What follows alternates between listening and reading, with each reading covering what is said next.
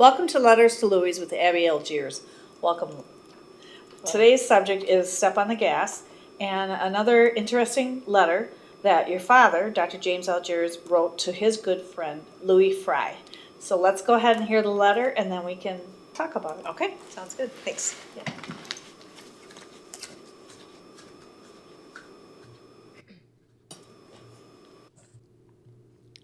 Dear Louie, step on the gas.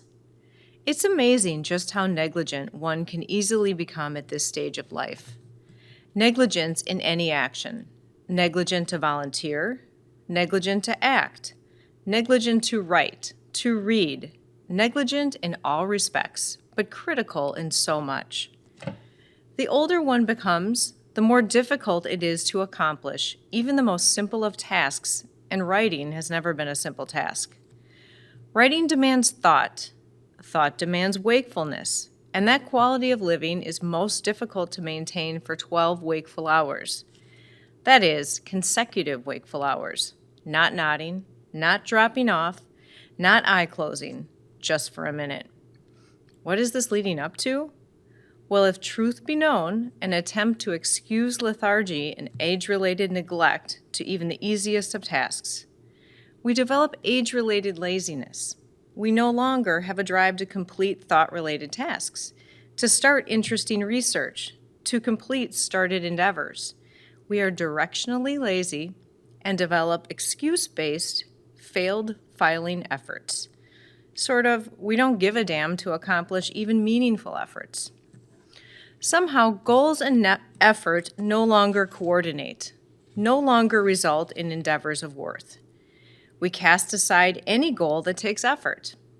Why is this the course? What prompts an effort lacking a goal when, in review of past living, we proudly consider efforts of major accomplishment completed with work devotion and time spent with added-on effort?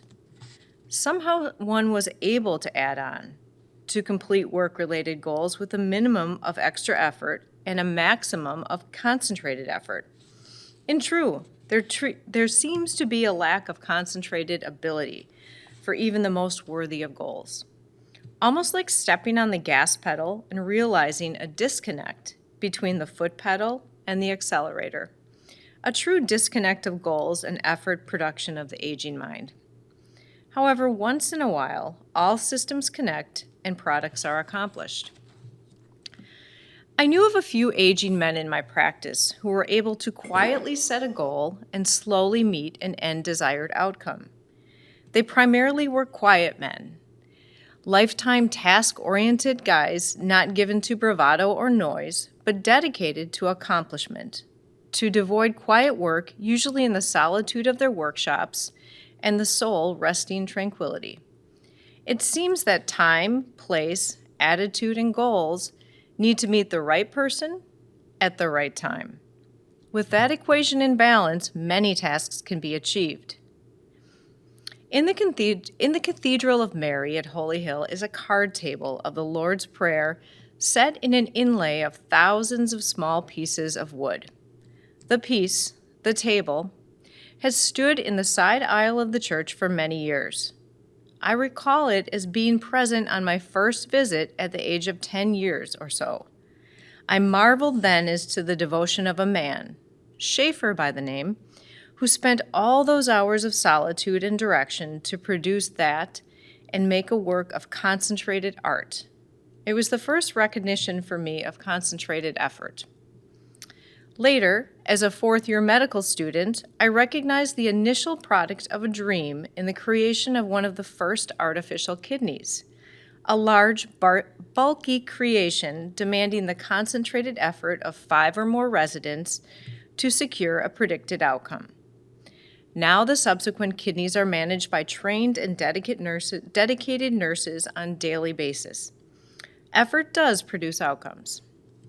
Yes, Louie, even guys of our age, given the right day, the right time, might be expected to accomplish efforts made of dreams.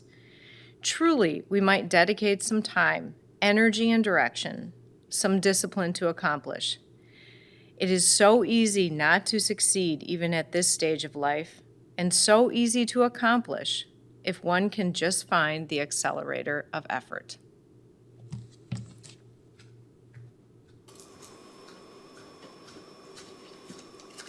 So Abby, when we were discussing which letter to read, and we had many options and we have many more coming up, I thought that this was really relevant to what's happening today as far as the workforce. Everywhere you go, it's really hard not to see help wanted and with a bonus sign on. And COVID, I think, had definitely affected a lot of our population for people that were thinking of, well, when am I retiring? I guess I'll retire now. Or the younger generation that were getting handed, money and not, having to go in and do the work for that.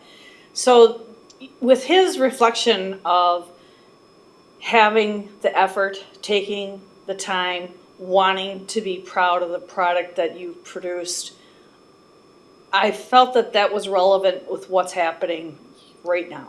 I agree. I so agree. Because he always would say, just do something, just Right. There was never idle time. He just get to work. Come Yes. on, let's go at it. And if I posted this letter on the website, and one of the pictures I posted was of my dad at the age of 93 at our family cottage. He had a sore leg. He had just had surgery, yet he went to the garage and was working on a deck. I mean, the man was working at 93. It's just kind of let's just get to work is his message, I think. And I think that's a great message. And I think that people do feel accomplished when they have put together, whether it's a project or finished their task that was assigned to them for the day, a sense of purpose. And I think that sense of purpose is sometimes lacking. And then if they don't have that, then why are we doing what we're doing?